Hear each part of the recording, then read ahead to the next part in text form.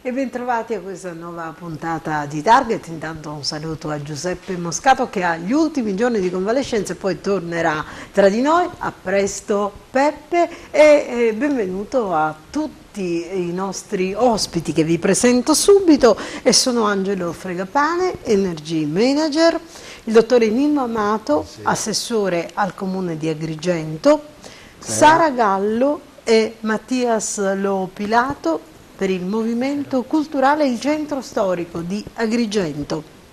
Ancora abbiamo Dino Maddì, Amedeo Galluzzo, artista, e Morena Rubino dell'Accademia Palladium, cantante.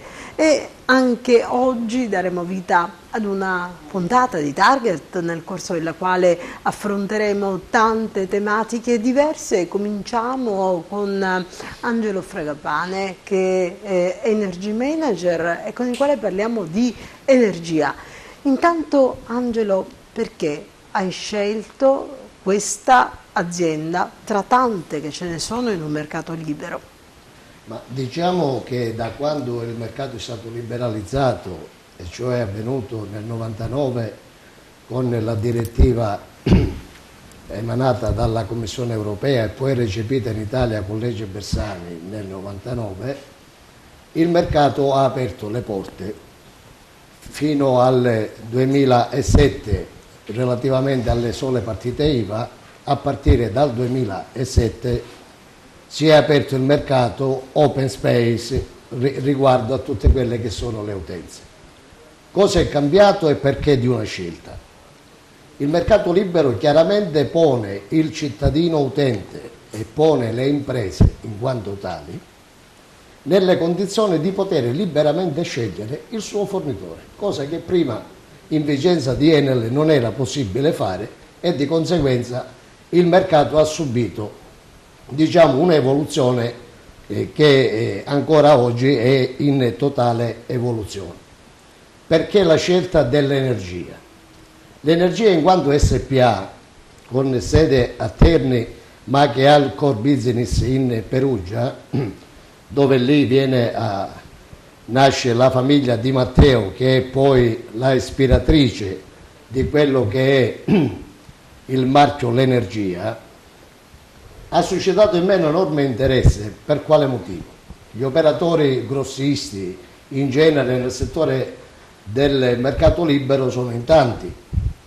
Mi sono concentrato sull'energia in particolare perché intanto c'è un assetto manageriale non indifferente di primo piano, costituito dalla famiglia in quanto tale, perché il papà proviene da una grossa esperienza in Acea a Roma, che ben sappiamo rappresenta una delle municipalizzate più di riferimento del comune romano, e in più all'interno dell'azienda opera la figlia del proprietario, che è un'esperta del settore, che è in grado di promuovere un know-how non indifferente e di conseguenza affiancata da tutto quello che è lo staff. Poi voglio qui ricordare il dottor Rosario Gara, che è responsabile Centro-Sud, che mette l'anima non solo nei rapporti con chi promuove il marchio, chi promuove energia in senso puro, però il dato è uno solo.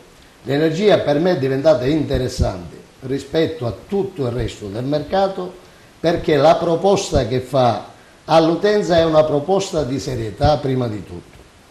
È una proposta che non dà adito a domande di nessun genere, perché la proposta è lineare.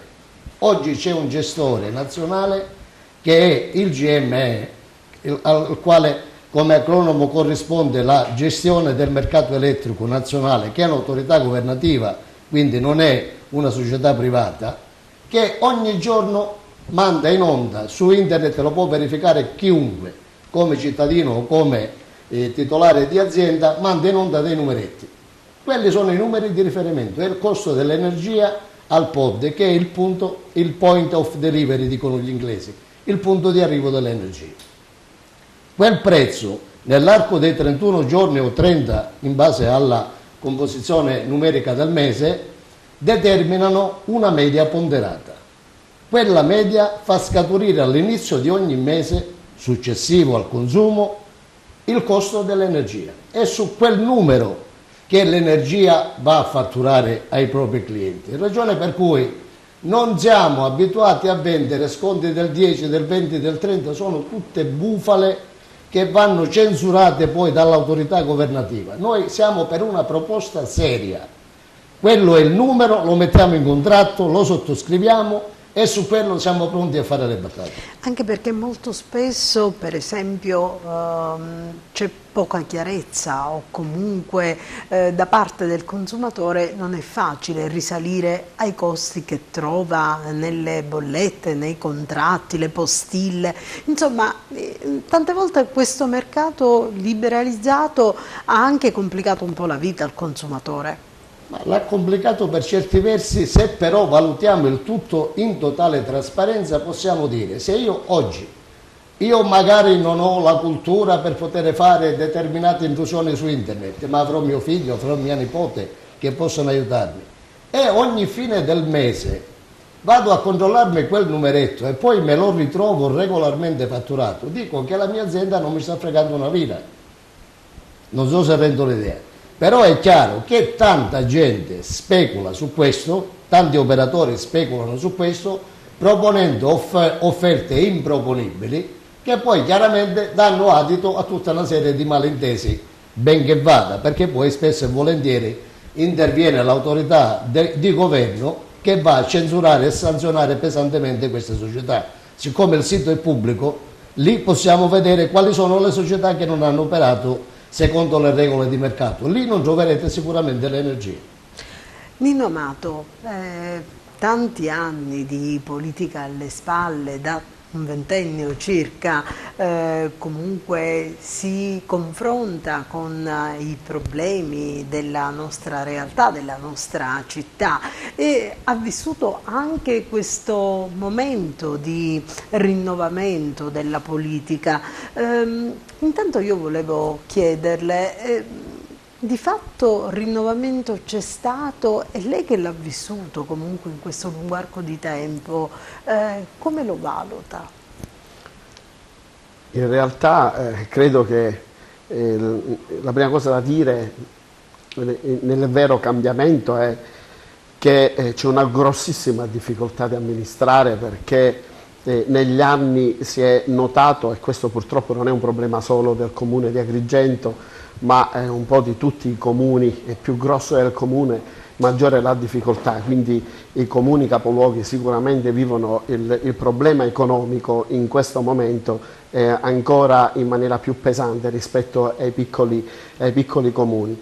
Ormai da un po' di tempo non arrivano più trasferimenti né a livello nazionale né a livello regionale e quindi dobbiamo cercare di trovare i sistemi, e devo dire questa amministrazione fino adesso li ha trovati per evitare di arrivare a un default, che sarebbe una grossa penalizzazione per gli agrigentini, perché sapete che il default consentirebbe purtroppo di elevare le tasse al massimo ancora maggiore di quelli che pagano adesso gli agrigentini, che già sono tante e con tutta una situazione a catena che sono delle situazioni molto penalizzanti. Devo dire, proprio stamattina pensavo da poco che in questo rimpasto di uomini, ma principalmente di deleghe, ho avuto ad esempio la delega allo sport, che questo comune, anche se in grande difficoltà economica, è riuscito ad aprire quasi tutti gli impianti sportivi che prima erano chiusi. Mi riferisco all'impianto sportivo del Parco del Mediterraneo a Villa Seta, dove adesso ci sono delle associazioni dove i nostri figli, i nostri nipoti possono andare a fare sport, andare a fare tennis con degli impianti veramente di prim'ordine. Siamo riusciti ad aprire questo con la collaborazione dei privati, devo dire, perché poi uno quando ci sono difficoltà in una famiglia si deve inventare anche e comunque credo anche con la collaborazione di la burocrazia comunale che se da un lato lei nei giorni scorsi ha proprio denunciato l'assenza di figure professionali, però bisogna riconoscere che ce ne sono di preparate che vi supportano molto. Per fortuna sì. Questo devo dire è un altro punto a favore di questa amministrazione, perché ci sono dei privati che credono evidentemente, almeno nella buona volontà di queste persone che lavorano dalla mattina alla sera, perché se voi passate dalla via Atenea davanti piazza del comune fino alle 10, 10 e mezza di sera la stanza del sindaco è accesa, perché è lì a lavorare, a cercare di risolvere i problemi della città. Dicevo, io da poco ho ricevuto questa delega allo sport, e un pochino tutte le strutture che prima erano inadeguate o comunque non agibili si sono aperte proprio con la collaborazione dei privati. Infatti ci siamo anche inventati un pochino questo sistema del protagonismo civico, perché solo attraverso una collaborazione e la buona volontà, devo dire, degli agrigentini, che in questo modo hanno capito che era necessario collaborare per il bene della città, perché è importante certamente anche criticare, perché le critiche quando arrivano ci servono anche ad aprire gli occhi e cercare di fare meglio e di fare delle buone proposte. Però la collaborazione, parlavo anche con i ragazzi prima, perché parleranno loro di un'altra mia delega che è il centro storico, le collaborazioni anche di cose che loro sanno anche più di noi, perché noi non siamo degli esteri perché amministratori, perché sappiamo tutti. Io sono convinto che con l'aiuto di tutti questa città può a poco superare quel periodo terribile che è della difficoltà economica, che in qualche modo comunque questa amministrazione è riuscita a tenere in piedi. Io volevo completare questo percorso proprio degli impianti sportivi, perché mi sta a cuore, anche perché da poco sono anche l'assessore, e queste cose le ho già trovate, tranne che sono riuscito appena ricevuta la delega a tagliare il nastro anche della palestra distrettuale, che era da tempo abbandonata, e già la sua parziale ristrutturazione era quasi già inadeguata, era già assolutamente inadeguata, è stata ristrutturata, e da qui a qualche settimana già arrivano le proposte dell'associazione per essere fruite. Il Pala Nicosia, dove adesso una squadra di pallavolo, la SEAP Aragona, viene a giocare, ha delle mire di promozione, sicuramente la vedremo in Serie A. Diciamo che ci sono delle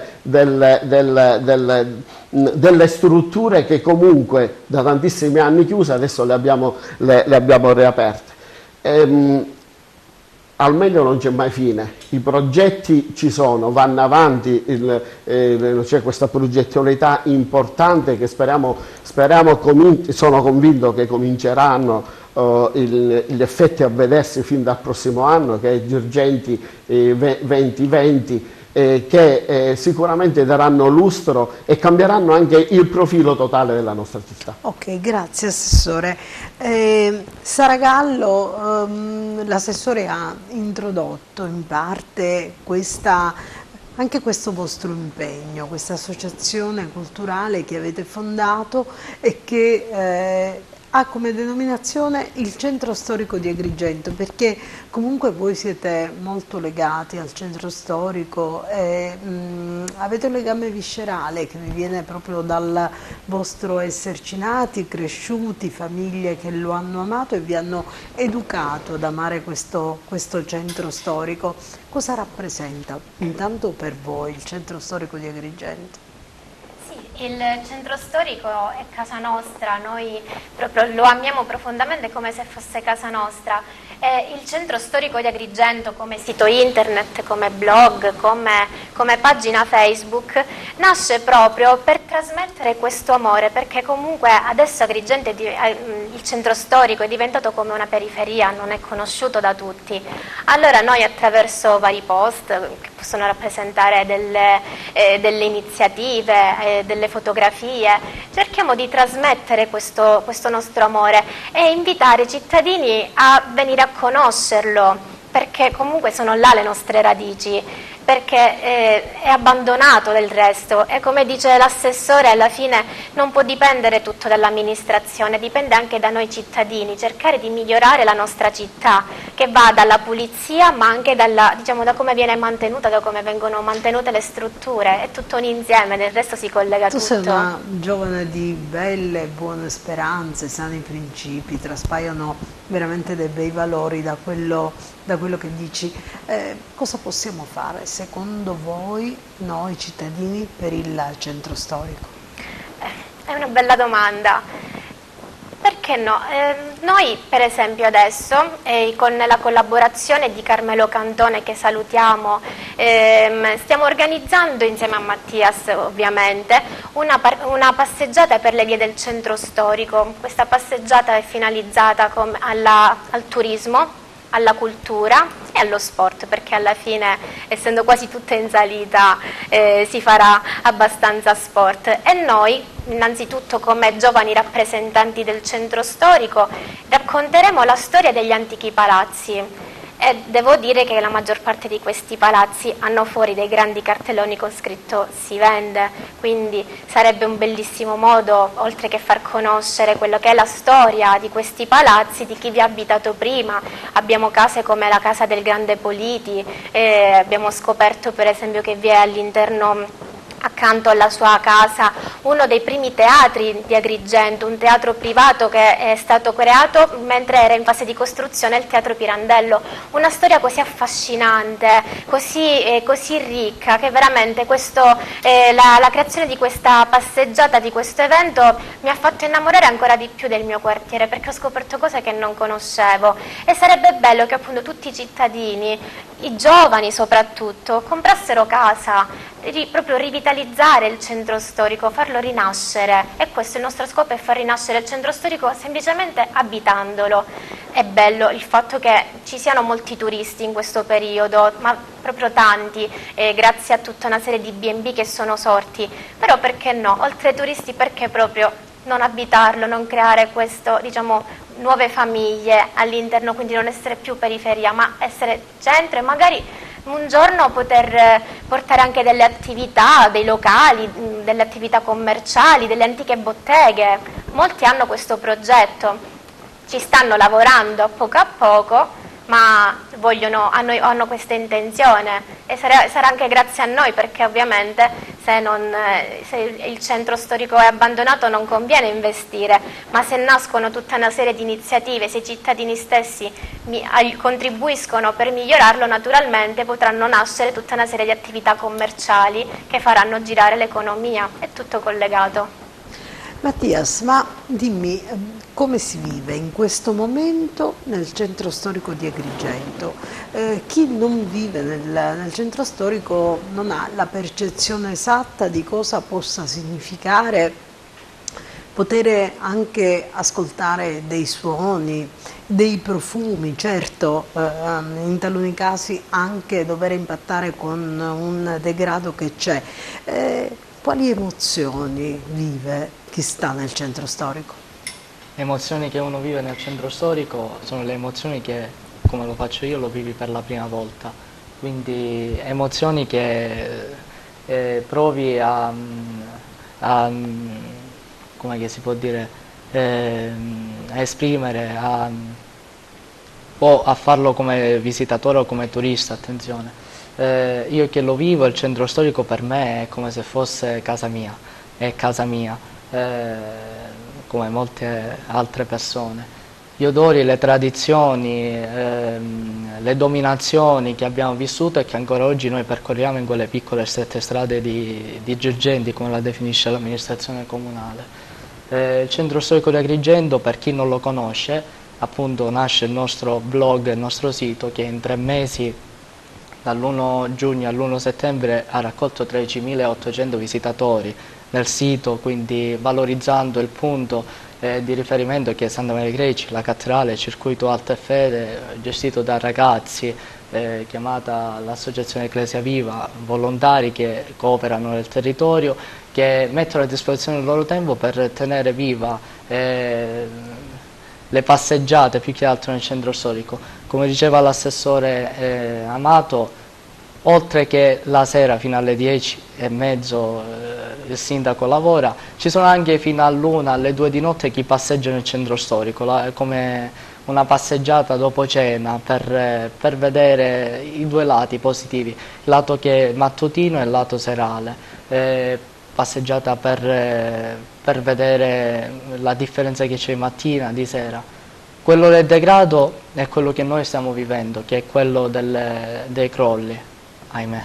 Purtroppo l'amministrazione comunale non ne ha nessuna colpa. Parlavamo poco fa appunto di questo, che è caduta una casa, la casa delle bambole chiamata, dove l'amministrazione non ha una colpa. Appartiene al proprietario proprio mettere in sicurezza e dire, poi si può anche chiedere, se non sbaglio, assessore. Sì. Centro storico di Agrigento. Centro storico di Agrigento, già il titolo della pagina, che racchiude non solo Santa Maria Greggia e la cattedrale, ma racchiude la parte della Badiola dove abita Sara, che racchiude la parte del Rabato, un altro gioiello nascosto che nessuno conosce e che speriamo con l'assessore Amel e l'assessore Amato. Nella pagina Facebook che avete proprio aperto per questo movimento culturale di sensibilizzazione nei confronti delle problematiche, di stimolo per l'amore per il centro storico, che tipo di risposta avete avuto? Ecco, il popolo della rete come l'ha accolta, come si anche pone con voi, vi dà consigli, apprezza o lamenta solamente? La pagina Facebook, diciamo che non è nostra, mia, di Sara o di chi fa parte del gruppo, è una pagina appunto messa a disposizione da tutti i nostri lettori, e chiunque può inviare foto, segnalazioni e molto altro. Una delle segnalazioni che abbiamo frequentemente è quella della spazzatura, dove siamo anche noi responsabili, perché noi buttiamo la spazzatura, mica è il sindaco o l'amministrazione che va a buttarla. Altri tipi di segnalazione sono ad esempio luoghi chiusi, o meglio sconosciuti al turista o all'agrigentino stesso, attenzione. E lì, assessore, scusa se ti interrompo, credo che il problema della spazzatura comunque trovi le sue radici anche in quella necessità di educare che ha ravvisato proprio nei giorni scorsi il consigliere comunale Pietro Vitellaro, che proprio sta facendo una battaglia per comunque introdurre l'educazione civica proprio come materia di studio, finalizzata a rieducare un popolo. Rieducare un popolo significa anche non andare incontro a questi fenomeni. Certo, una materia di questo tipo è introdotta nella scuola e aumenta un pochino quella che è la sensibilità nei ragazzi, che saranno i futuri cittadini adulti agrigentini. Io credo comunque che le cose cominciano a migliorare anche nella cifra, devo dire, perché mi pare che sia stata già certificata dal sindaco, raggiungere il 60%, il 67% della differenziata non è una cosa da niente, ci colloca ad una buona posizione nell'ambito sia regionale che nazionale. La gente comincia un pochino a capirlo, un po' perché è costretta, perché comunque c'è una maggiore attenzione, una maggiore sorveglianza delle persone, che comunque, devo dire, ci sono sempre meno lanciatori seriali, però ancora il problema esiste, non dobbiamo nasconderlo. Speriamo che capiscono anche loro che prima o poi comunque il problema era una fase comunque che ci aspettavamo, non potevamo aspettarci che da quando abbiamo iniziato a un anno il problema si risolve, considerato che ancora a un anno non ci siamo, perché siamo partiti dal 1° febbraio. Comunque siamo molto fiduciosi e contenti dei risultati ottenuti. Sara, volevi dire qualcosa? Perché poi torneremo a parlare di centro storico, perché avete una bella iniziativa in corso della tradizione, ne parliamo al prossimo giro, e intanto adesso introduciamo l'argomento arte e lo facciamo con Dino Maddì, che comunque è un nome d'arte e che si chiama Amedeo Galluzzo, quindi Dino Maddì, che ha qui portato delle opere che ha voluto regalare alla nostra vista, e sono molto belle, che celebrano comunque la Sicilia, i colori della Sicilia. E poco fa Dino Maddì mi diceva io amo anche parlare in lingua siciliana. Sì. Proprio questa sera abbiamo questo leitmotiv della nostra tradizione che ritorna da ospite in ospite. Maddi, allora questa tradizione rivive attraverso i suoi colori. Allora, io sono di Aragona, ho realizzato la botte del Pellegrino, però nasce la botte da un'idea di dare un omaggio alla mia città, alle tradizioni, alla Pasqua. E man mano che andava avanti, diciamo, il progetto, un mio amico calogero cacciatore mi ha dato l'idea di metterla esposta. Intanto come le viene in mente di realizzare questa botte che poi è ammirata molto dai turisti che visitano la via Francigena? Avevo un'idea nascosta dentro di me, qualcosa mi spingeva a creare qualcosa per il mio paese, che ripeto è Aragona. E ho pensato, appunto, avendo questa botte in disuso, di creare appunto un ricordo che rimarrà, diciamo, se Dio vuole, in futuro, anche quando, diciamo, noi non ci saremo più. Ecco, cosa raffigura questa botte? Perché raffigura la Pasqua di Aragona, i santi Pietro e Paolo, la risurrezione di Gesù con la Madonna e la nostra tradizione culinaria, il tagano, che è unica in tutto il mondo, diciamo, e si fa solo ad Aragona. E quindi i turisti che vengono a visitare comunque attraverso la visione di quella botte già hanno una idea immediata di quello che è il nostro paese, diciamo, il nostro caro paese Aragona.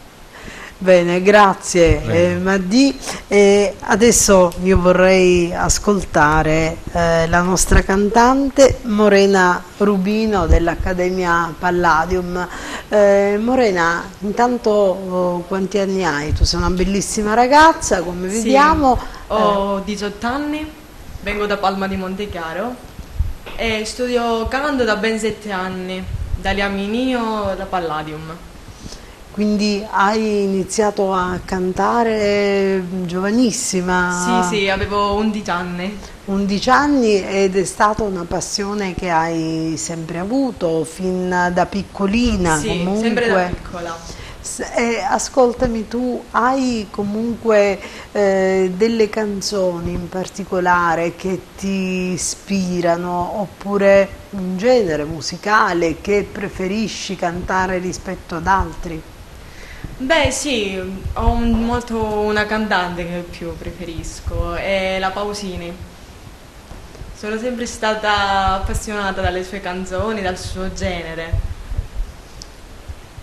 Sì, ho anche altri generi, non è solo l'italiano, porto anche le canzoni spagnolo, come infatti questa sera canterò. Sì, ascolto altri generi come spagnolo, sì. Inglese, sì, sì ascolto sì, altri. Sì. Insomma, la musica ti piace, sì. Ti piace cantare, quindi questa sera cosa ci farai ascoltare? Questa sera è una canzone spagnola, si chiama Perdón, Perdón. Bene, a te il microfono. Sì.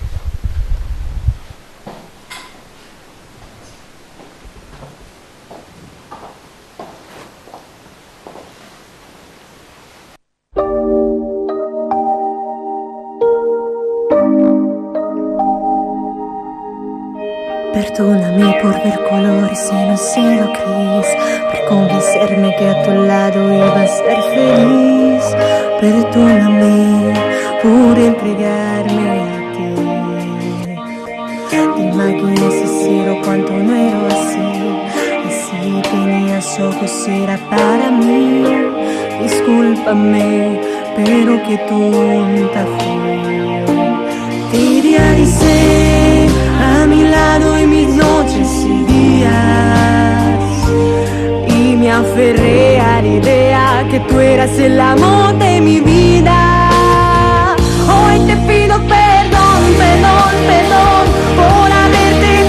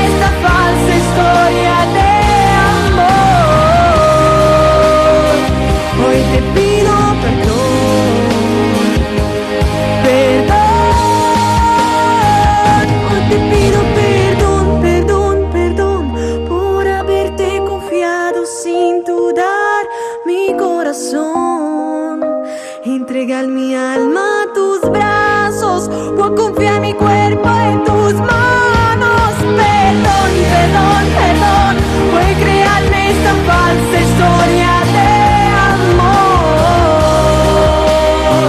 Hoy te pido perdón por haber esperado demasiado de un perdedor.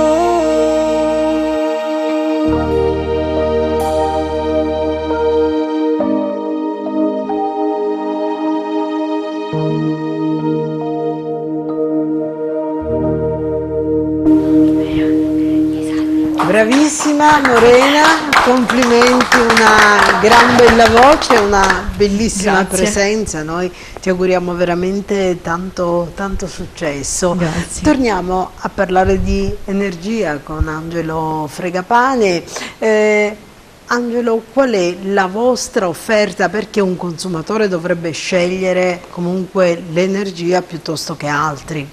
Ma la risposta è abbastanza semplice per quanto ci riguarda, perché noi nel vendere energia chiediamo al cliente, utilizzatore, di pagare quello che riteniamo sia il giusto prezzo, che è quello stabilito dall'autorità garante.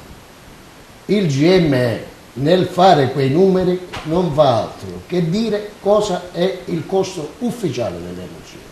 A quello aggiungiamo 0,04 di centesimo di euro per tutte quelle che sono le spese a cui la società va incontro per procurarsi l'energia, che ricordo è energia pulita, green 100%, certificata, e siamo in grado di certificarla anche al cliente.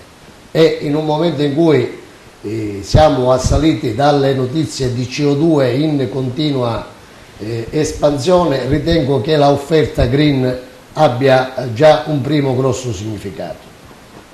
Non ci sono sorprese di nessun genere, perché alla bollettazione di quello che è il consumo energetico noi non aggiungiamo altro che quelli che sono gli oneri previsti dal governo.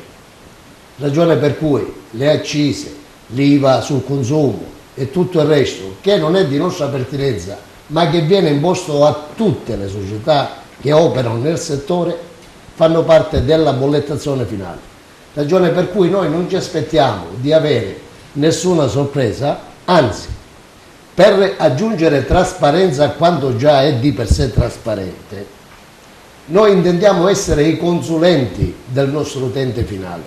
Lo accompagniamo giornalmente in quelle che sono le sue esigenze, perché oggi la lettura del contatore è un fatto automatico, perché ci sono ormai, la tecnologia ci aiuta in questo senso, e chi è responsabile della gestione sa perfettamente come avviene la fatturazione, che è elettronica. Ragione per cui non dobbiamo fare nulla, tranne che il gestore non fa la lettura. Allora a quel punto mettiamo un ulteriore servizio a disposizione del cittadino, che è un nostro numero verde, quindi a costo zero per l'utente finale, attraverso il quale può farsi l'autolettura e comunicarcelo alla fine del mese. Ragione per cui in bolletta non avverrà mai, e lo escludiamo già a priori, che ci siano conguagli di varia natura, come sentiamo dire in giro su altre situazioni. Le sorprese delle quali si lamentano i consumatori? Bene, ma noi infatti la domanda al primo turno era: perché hai fatto la scelta energia? Questa è una ulteriore riproposizione della serietà di un management, della serietà di una famiglia che ha sposato da sempre la serietà per portare avanti i prodotti che man mano immettevano sul mercato. Voglio ricordarne uno tra tutti: la famiglia Di Matteo è umbra di origine, è una nobile famiglia di quella regione, ha in passato attraversato anche il mondo del cioccolato, della Perugina. Il cioccolato Perugina è stato uno dei motivi di loro interesse, hanno fatto parte del consiglio di amministrazione e quant'altro. Noi vogliamo rendere, proprio coniando questo binomio, una bolletta dolce, perché la bolletta è già amara di per sé per gli importi che abbiamo a gestire mensilmente, perché purtroppo l'approvvigionamento energetico ha dei costi. Il trasportare l'energia ha ulteriori costi, ma tutto questo avviene con autorità del governo, non lo facciamo noi.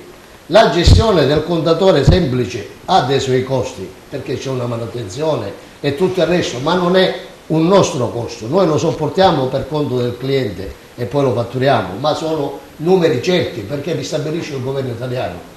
Ragione per cui la bolletta deve essere per noi dolce, perché non ci sono le sorprese, le amarezze che sono sinonimo di poca serietà.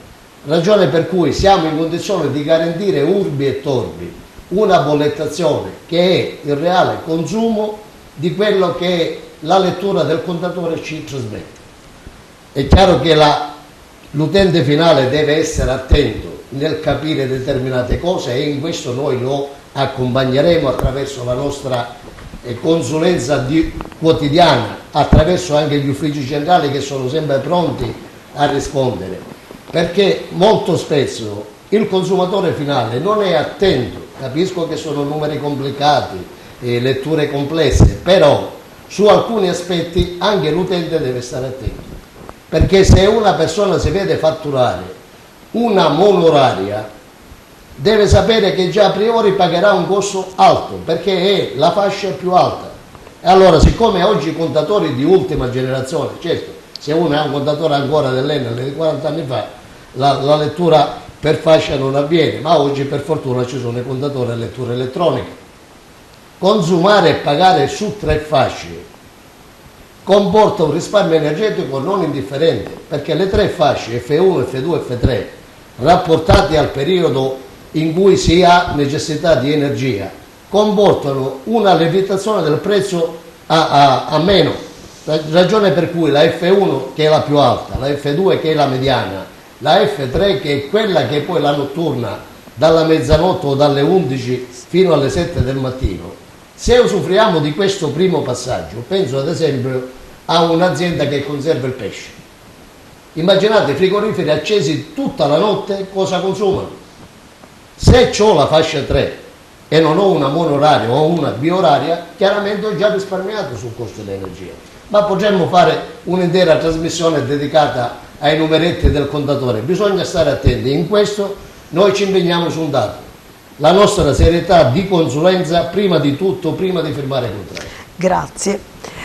Assessore, ritorniamo a parlare di tradizione, ritorniamo a parlare di centro storico che questa sera ha un ruolo importante. Lei tra l'altro è assessore al centro storico, avete un progetto, Conoscere Girgenti. Sì, in realtà il progetto è già partito. È già partito perché da dove nasce? Nasce da un'idea. L'idea che ho avuto è questa, perché è facile accostare ad Agrigento e agli agrigentini la Valle dei Templi, perché da sempre è stata così. Noi ce ne vantiamo, abbiamo il parco archeologico più grande del mondo, devo dire anche ben conservato, ben mantenuto e ben sfruttato, specialmente negli ultimi anni. I numeri parlano chiaro. Però poco si parla di quello che è il centro storico. Non c'è soltanto la Valle dei Templi, c'è anche il centro storico, che sono veramente le nostre radici.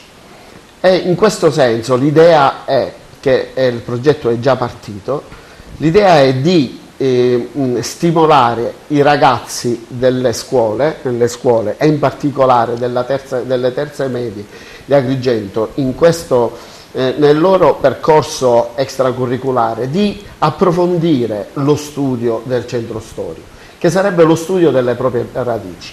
E in questo senso ci stiamo avvalendo della professionalità e delle competenze del professor Elio Di Bella, che già è andato, perché abbiamo iniziato con la scuola, con Agrigento Centro, quindi il Garibaldi, l'Auricella e il Pirandello, dove il professore Di Bella, io l'ho accompagnato, è andato a parlare di centro storico, ad informare, a fare una vera e propria lezione che è stata con delle proiezioni, con dei filmati a partire dalla frana, ma con delle fotografie bellissime che devo dire io avevo visto anche per la prima volta, che non fanno altro che appassionare chi di centro storico è fatto ormai oggetto di studio e approfondimento quasi obbligato.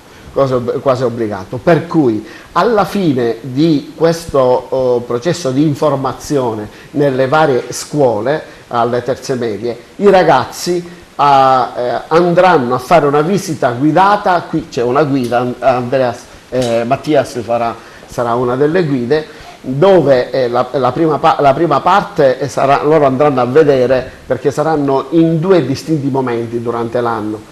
Una inizierà il giorno 8 di novembre, sarà la prima visita guidata, la seconda in primavera, perché non si può vedere il centro storico anche in una passeggiata, in un'unica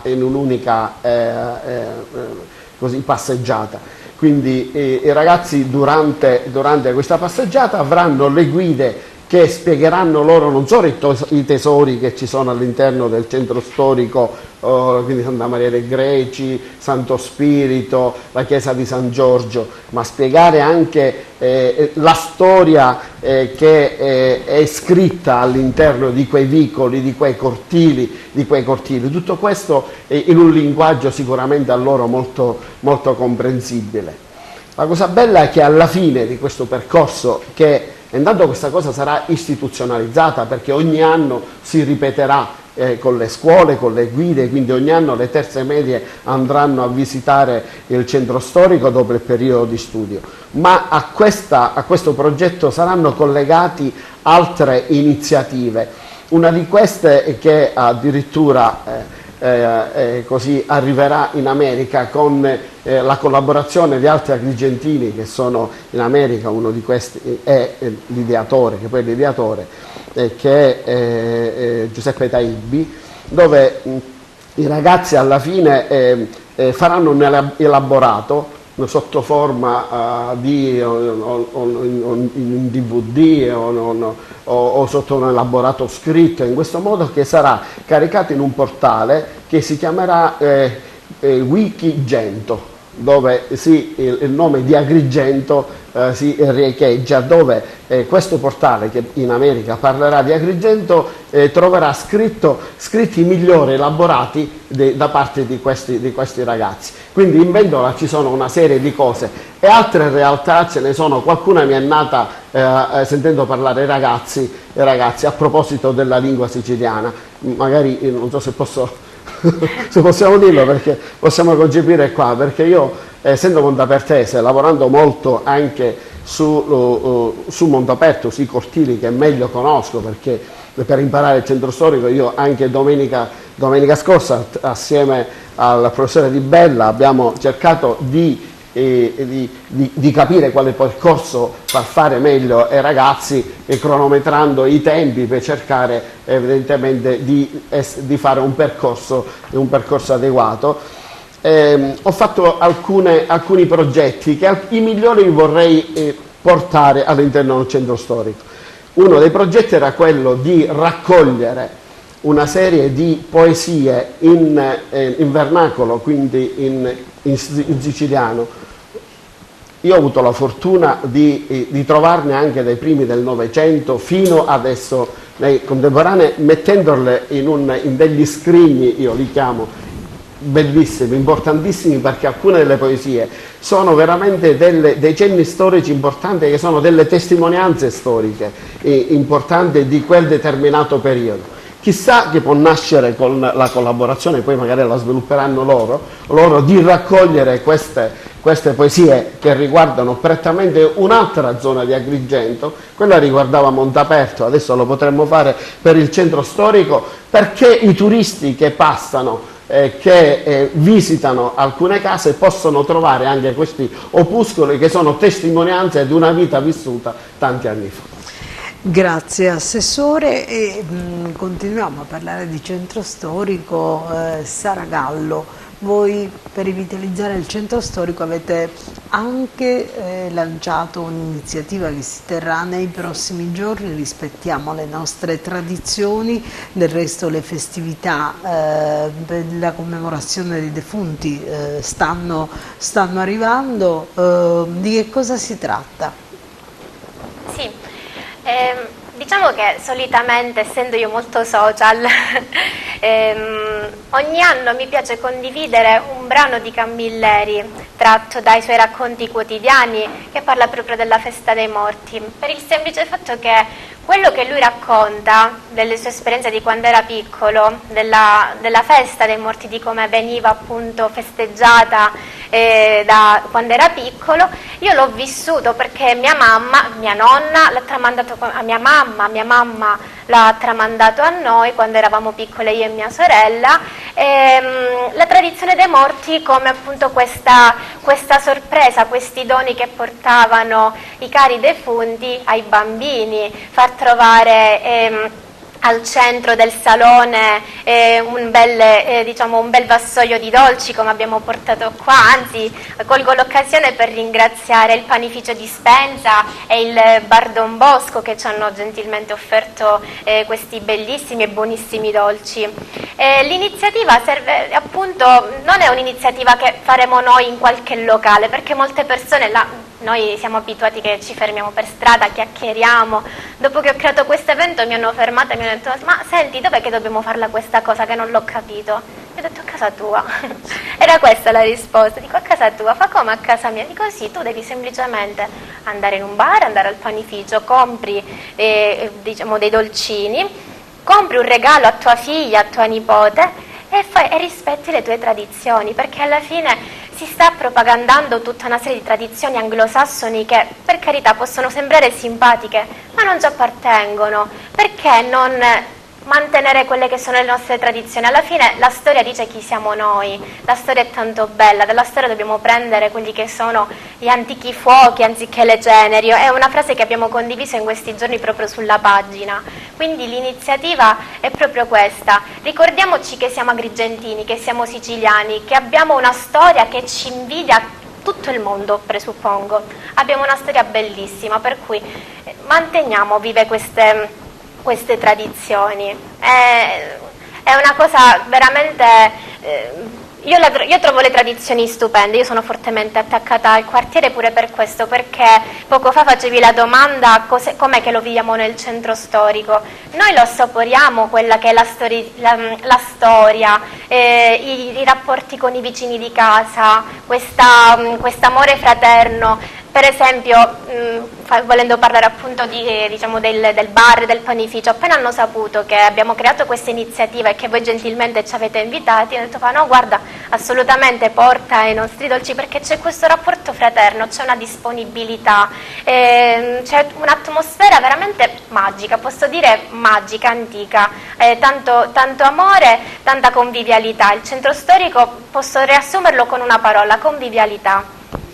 Grazie Sara, solo una domanda breve ancora all'assessore. Lei è anche assessore ai servizi cimiteriali, come si sta preparando la città a questi giorni di comunque intenso traffico? Sì, la città, intanto i cimiteri saranno ovviamente per questi 2 giorni aperti non stop dalla mattina alle 8 fino alle 18 di pomeriggio, quindi non ci sarà chiusura, per dare la possibilità a tutti coloro i quali abitualmente vanno al cimitero o comunque chi occasionalmente torna nella propria città e vuole andare a trovare i propri cari, la possibilità di andare a trovare la viabilità. È come ogni anno sistemata in modo tale che possa più facilmente essere accessibile il cimitero sia di Bonamorone che gli altri non hanno grossi problemi perché sono decentrati, hanno un po' di problemi per quanto riguarda i parcheggi, però generalmente facilmente risolvibili. Il percorso è sempre uguale come ogni anno, e ogni anno devo dire non ci sono stati grossissimi problemi. Quello che posso dire a proposito dei cimiteri è che da qui ad alcune settimane avremo la possibilità di impiegare alcune somme che sono vincolate proprio per i cimiteri, per aumentare quello che è il decoro del cimitero stesso, dei cimiteri, di tutti e tre i cimiteri, agendo un pochino sui servizi pubblici, sugli alloggi dei custodi, sulle chiesette all'interno, ma anche levare dei pericoli per il rifacimento di alcuni pavimenti, di alcuni gradini che sono diversi, perché la manutenzione, devo dire, è stata fatta quella più essenziale. Adesso possiamo agire in maniera più addentro, dando un pochino di più decoro e più sicurezza all'interno dei nostri cimiteri. Grazie. Mattias, torniamo un attimo a parlare di questa nostra tradizione che vi è tanto cara, ma i giovani rispetto alla tradizione, voi siete due giovanissimi, cosa pensano, quanto sono vicini alla tecnologia e a questo mondo globalizzato piuttosto che invece a una tradizione? La tecnologia è quella che oggi noi abbiamo in tasca, quella che è segnata, è quella che abbiamo nella vita quotidiana. La tecnologia la dovremmo noi giovani utilizzare per scoprire cose nuove, appunto tradizioni, cose che ieri sera io e Sara abbiamo fatto un po' di scoperte in più appunto per questo evento di Riscopriamo le nostre tradizioni, un evento che Sara ha lanciato per far scoprire una tradizione che si va perdendo. Perché? Perché purtroppo molti giovani, come me, come Sara, come quelli che guardano la TV, credo, vanno perdendo le tradizioni, non sanno più che cos'è la frutta martorana, che cosa sono questi pupi di zucchero, chiamati puppacette. Anche perché di fatto manca quel rapporto di cui parlava Sara. Sara parlava proprio di questo rapporto umano che è molto vivo all'interno di un centro storico dove ci si conosce quasi tutti, si parla di tutto, mentre i giovani vivono una vita molto più virtuale. E appunto per questo abbiamo creato il Centro Storico di Agrigento, perché dato che, come dici tu, vivono una vita virtuale, vogliamo dare un messaggio che è quello di scoprire la nostra radice, come avevo scritto io nella candidazione di Agrigento 2020, dobbiamo scoprire le nostre radici valorizzandole. Noi nella vita quotidiana il telefono, per farlo andare più veloce, facciamo il backup. La stessa cosa dobbiamo fare con le nostre radici, dobbiamo valorizzarle quotidianamente. Ammetto che ci sono luoghi a me sconosciuti e che quando passeggio nel centro storico, che le mie passeggiate e con Sara durano ore, riscopriamo cose che magari non abbiamo mai notato, perché dietro un garage nel centro storico non possiamo sapere cosa troviamo, poi possibilmente possiamo trovare tanta ricchezza, tanta cultura, tanta storia. Il progetto che sta facendo l'assessore Amato, uno dei progetti, che è quello di portare i ragazzi nel centro storico, una cosa bellissima, perché appunto da noi ragazzi deve nascere l'amore per il centro storico. Quando poi si diventa padre lo trasmette ai figli. Centro storico che noi conosciamo la Valle dei Templi e non sappiamo chissà che cosa della Valle dei Templi. Tra il centro storico e la Valle dei Templi è come se c'è una passerella immaginaria, come quella che hanno installato. Non c'è centro senza valle, non c'è valle senza centro. Quello deve essere il messaggio del Centro Storico di Agrigento, mandato ai giovani, ma anche a chi è un po' più grande, perché c'è chi frequentemente, quando parliamo anche con i nostri lettori o di presenza passeggiando con persone che sono all'interno del centro storico, che abitano all'interno del centro storico, dicono che non sanno molte cose del centro storico, forse perché non siamo stati mai attratti dalla nostra terra, dal nostro luogo, o perché ci è stato sempre sconosciuto. Abbiamo passato vari momenti del centro storico, uno di quelli che stiamo passando è proprio il degrado, che viene nel 66 con... Grazie Mattias, è questa la bella gioventù di cui abbiamo bisogno per crescere, grazie davvero. Maddi, abbiamo visto alcune delle sue opere, al di là della tradizionale tela sulla quale lei si esprime, comunque ha portato delle tegole. Ecco, ci illustri un poco quali sono i materiali che lei utilizza per esprimersi. Allora, sono realizzate con tecnica mista, acrilici e olio. E mi ispiro proprio alla nostra terra, tutto ispirato alla nostra terra, perché mi viene così, non dipingo, se devo fare qualcosa appropriata mi stresso, invece per rilassarmi mi metto davanti a una tegola o a una tela e quello che mi viene esce fuori da solo. Da quanto tempo dipinge? Io da bambino disegnavo con la penna, con la matita, poi durante la giovinezza mi sono distratto con le distrazioni giovani e ho lasciato perdere, e verso 30 anni, diciamo nell'età adulta, ho ripreso.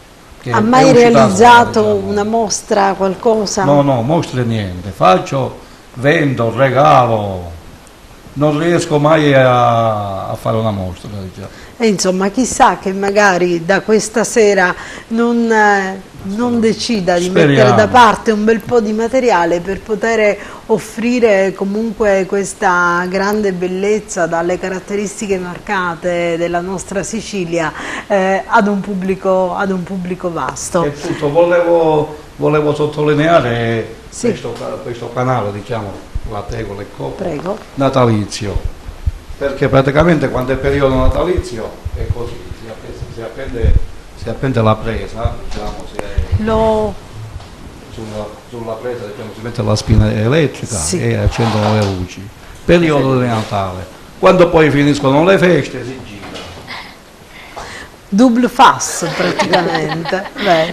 E uno lo lascia appeso sempre anche tutto l'anno. Perfetto, ha utilizzato entrambe le parti, solitamente questi... È un divertimento, io mi rilasso. Eh sì, insomma, si vede che è un lavoro fatto per rilassarsi con tanto comunque occhio a quello che è il bello della nostra Sicilia. La botte è stata proprio...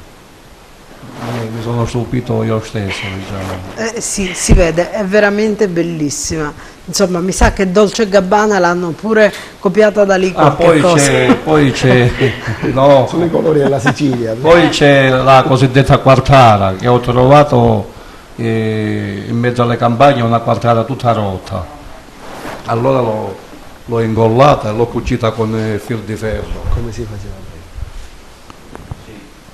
Poi mi è caduta e si è rotta di nuovo, perché l'ho presa dai manici, e allora ho studiato questo di qua.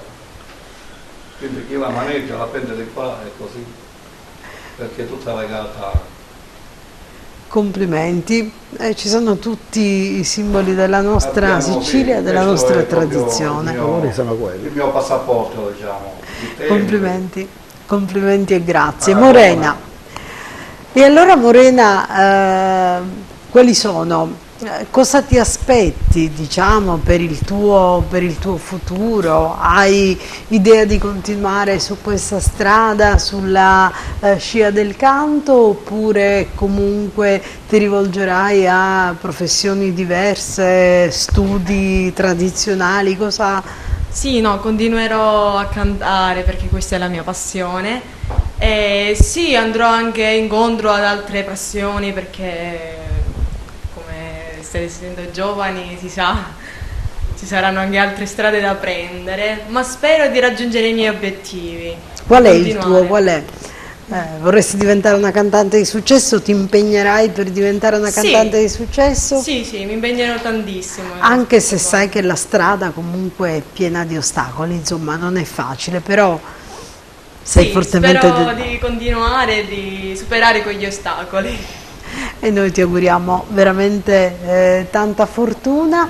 Termina qui anche questa puntata di Target, noi vi ringraziamo per essere stati con noi, ma ancor più ringraziamo quanti hanno reso bella e piena di contenuti questa trasmissione questa sera, che sono stati Angelo Fregapane, sono stati l'assessore del comune di Agrigento Nino Amato e ancora Sara Gallo e Mattias Lopilato, l'artista Dino Maddì e Morena Rubino. Grazie a tutti quanti per essere stati qui con noi, appuntamento a una nuova puntata di Target. Arrivederci.